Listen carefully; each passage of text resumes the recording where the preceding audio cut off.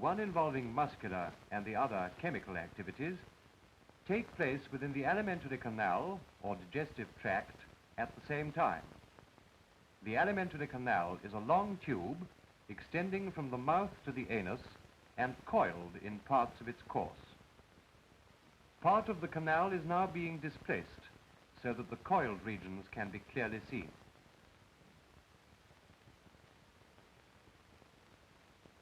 During the passage of food along the canal, complex substances in it are changed by the action of digestive juices into simple soluble forms which can be absorbed into the blood and carried to the tissues.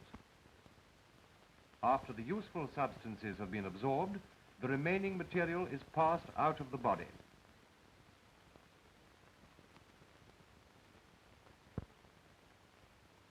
Digestive juices secreted into the mouth, stomach, and small intestine contain ferments or enzymes which bring about chemical changes in foodstuffs.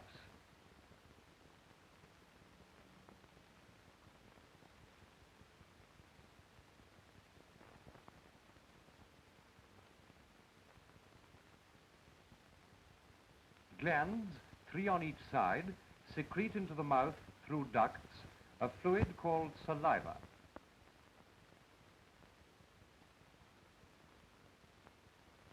By chewing, food is broken up and well mixed with saliva, which dissolves soluble substances and begins the first chemical change which takes place during digestion.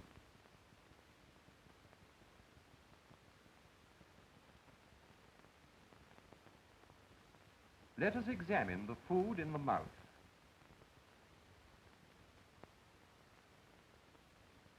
The main types of foodstuffs to be digested are carbohydrates, consisting of starches, shown as squares, and sugars, shown as triangles, proteins, shown as rods, and fats, shown as circles.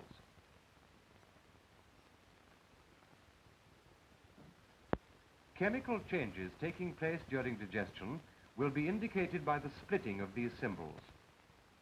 During digestion, starches, shown as squares, are changed into sugars. An enzyme in saliva called ptyalin begins this chemical process by acting on cooked starch.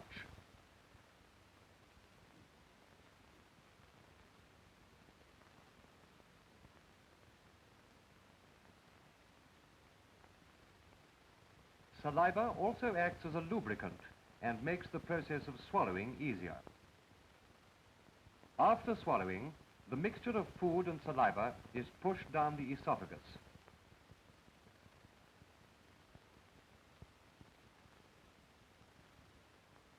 The food then enters the stomach. The upper part of the stomach is known as the cardiac end. This is the upper part of the stomach in section.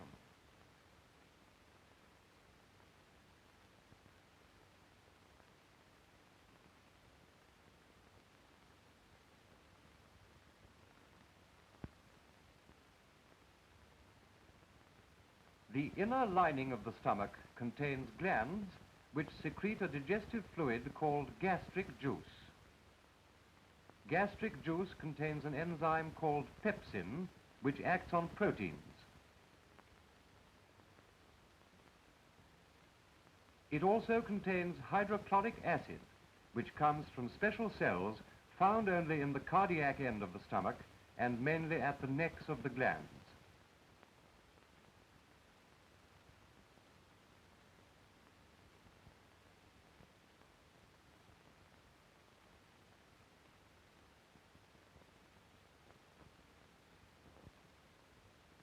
This is the whole of the stomach in section.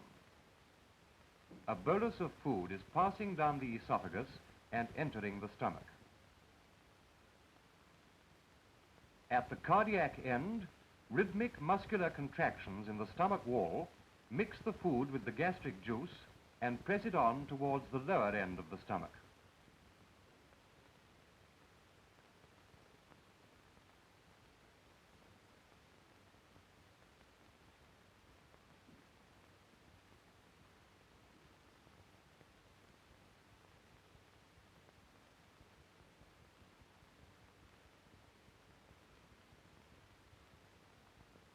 At the lower, the pyloric end, vigorous waves of muscular movement take place. These movements churn the contents of the stomach and bring about a thorough mixing of the food and digestive fluids.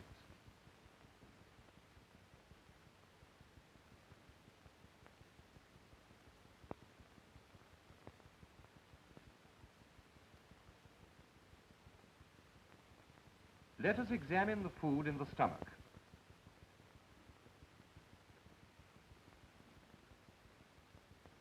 The proteins are shown as rods.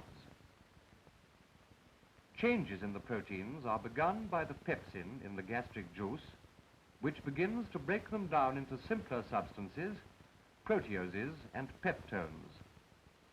The starches are shown as squares. The saliva swallowed with the food continues to act for a short while on cooked starch, changing it into a form of sugar. The squares representing cooked starch lying near the stomach wall are not being split because, as food is pushed against the wall, the hydrochloric acid in the gastric juice stops the action of saliva. Sugar is shown as triangles. In the stomach, some of the sugar may be changed into simpler forms by the action of the hydrochloric acid.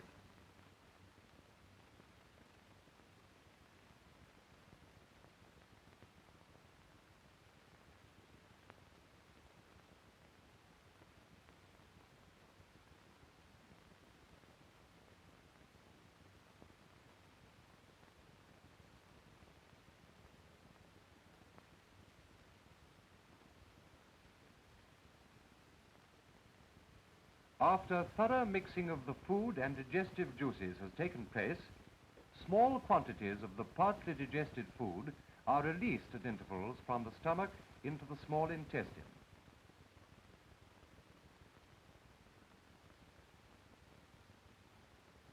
Some of the foodstuffs are sufficiently broken down to be absorbed into the blood. Others are not yet digested. This absorption takes place mainly in the small intestine, here shown in section. With the food taken away, we can see that the lining is thrown up into many folds. This greatly increases the area available for the passage of digested materials into the blood. Glands in the inner lining secrete a fluid called intestinal juice, or succus entericus, which with two other juices brings about further chemical changes in the foodstuffs.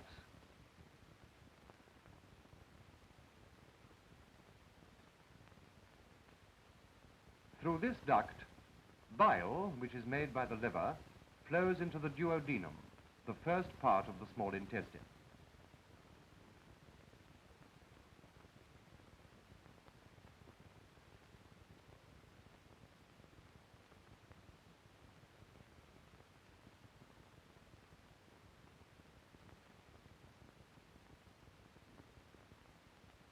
From this second duct, pancreatic juice, secreted by the pancreas, also enters the duodenum.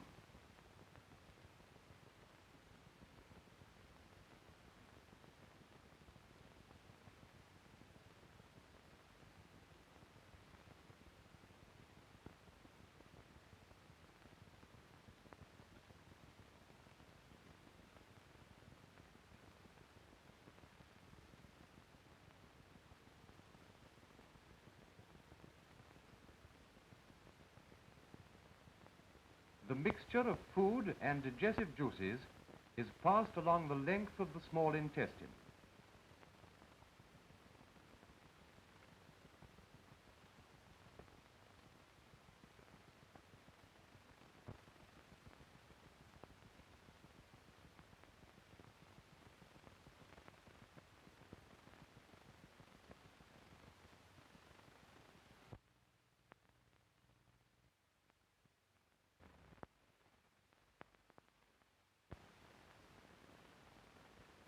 This forward movement is brought about by muscular contractions which take place in the wall of the intestine. These peristaltic movements also mix the food and the juices together.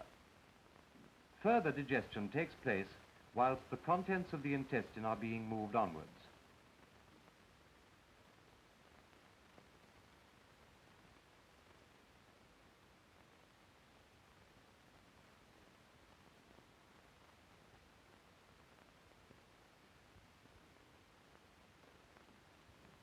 Let us examine the food in the small intestine.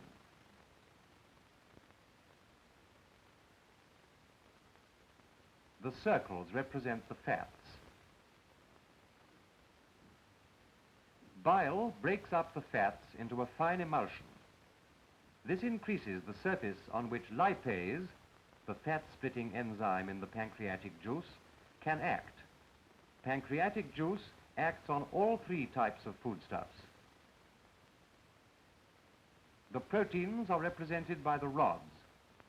Pancreatic juice completes the digestion of the proteins, breaking them down into amino acids.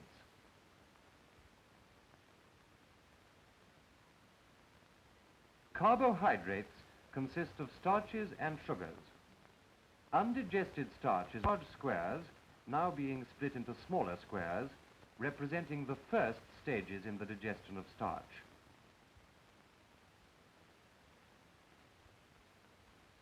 Sugar, taken into the mouth as sugar, is represented as large triangles.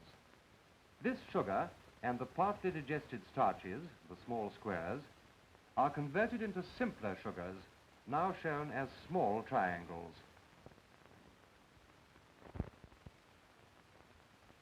The fats are represented as circles. The fats are broken down by the pancreatic juice into fatty acids and glycerol.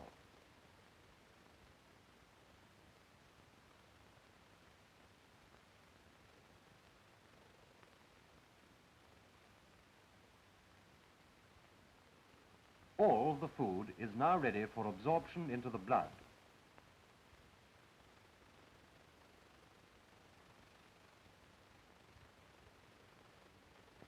Most of the absorption of food into the blood takes place in the small intestine.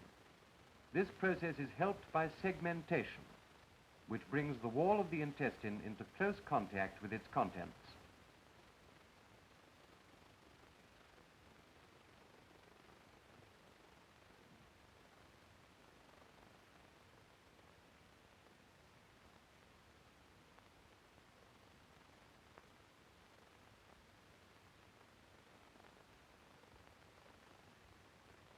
The intestines are supported by a fine membrane, the mesentery, through which run arteries, veins, and lymphatic vessels.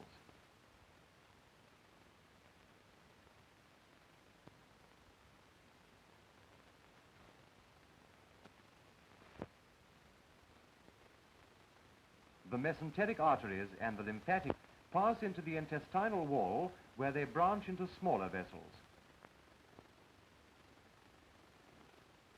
On the surface of the inner lining of the small intestine are numerous fine projections called villi, which greatly increase the absorbing surface. This is a group of villi greatly enlarged. Absorption is aided by movements of the villi.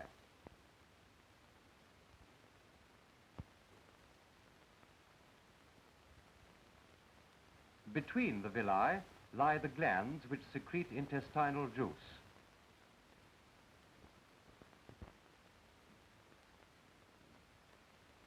Each villus has a small artery which breaks up into capillaries.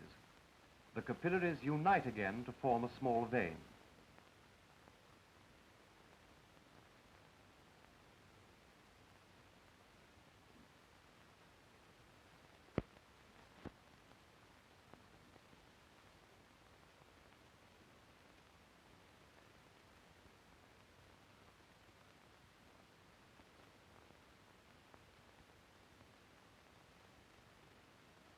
The end products of digested proteins and carbohydrates, amino acids and sugars, are shown here as solid symbols.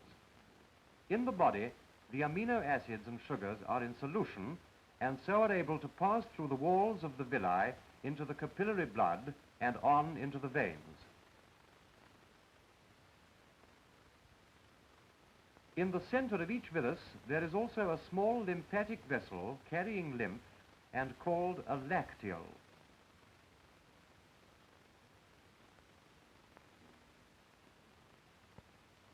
The end products of digested fats, fatty acids and glycerol, pass into the cells of the villi where they are reformed into fats and passed on into the lacteal.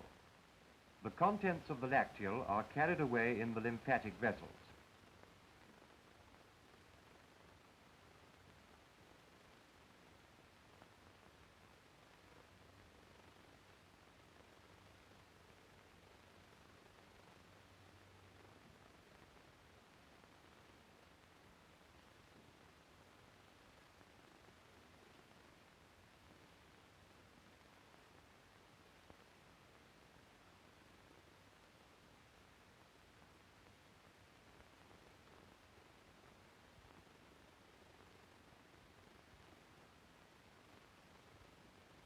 Part of the colon and the mesentery have been removed to show how the mesenteric veins unite to form a short, wide blood vessel, the portal vein, which leads directly to the liver.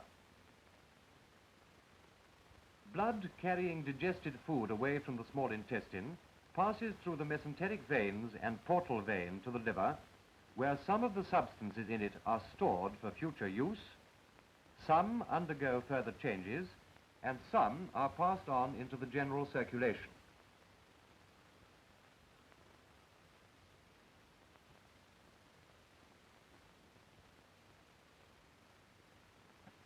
Blood containing some of the sugar and certain other substances leaves the liver through the hepatic veins and enters the inferior vena cava, in which it is carried to the right auricle of the heart. In the same way, the lymphatic vessels from the intestine unite in the mesentery, carrying lymph containing the products of digested fat into the receptaculum chyli and thence into the thoracic duct, which lies behind the heart. The contents of the duct pass into the blood in a vein just below the neck and then through the superior vena cava into the right auricle of the heart.